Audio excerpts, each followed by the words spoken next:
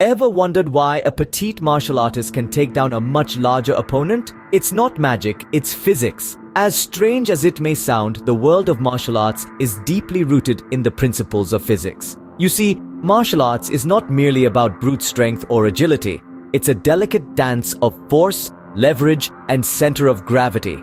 Imagine a martial artist, their body coiled like a spring, ready to unleash a world of hurt. They're not just relying on their muscles, they're employing force, that invisible yet potent aspect of physics. A punch, a kick, a throw, each one is a study in the application of force. Then, there's leverage. It's all about gaining an advantage, about using your opponent's strength against them. And let's not forget the center of gravity, the fulcrum on which a martial artist pivots, the key to maintaining balance and control. So it's not the size of the martial artist in the fight, it's the size of the fight in the martial artist, right? Well, there's more to it.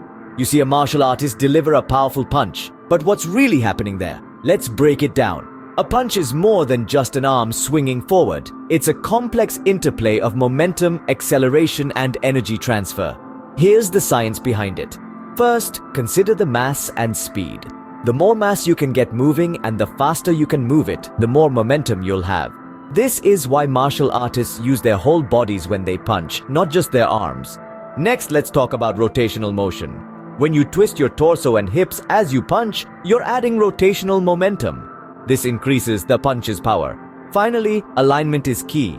If your fist, wrist, and forearm aren't aligned, you risk injury.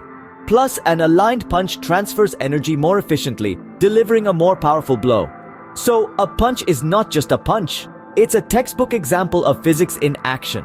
Remember Newton's third law? For every action, there is an equal and opposite reaction. Turns out, it's a martial artist's best friend.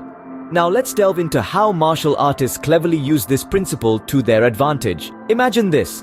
You're in a combat situation. Your opponent lunges at you with full force. The reaction force is the force that your opponent's body exerts on you. Martial artists leverage this reaction force to either counterattack or destabilize their opponent. Now, here's where the finesse of martial arts comes into play. Instead of directly opposing the incoming force, martial artists often employ the technique of redirection. They act as a pivot, guiding the opponent's force away from them, often leaving the opponent off balance. This is an elegant strategy of using the opponent's force against them. So next time you watch a martial arts match, remember, it's not just about the kicks and punches, it's a dance of physics, and who said physics was boring?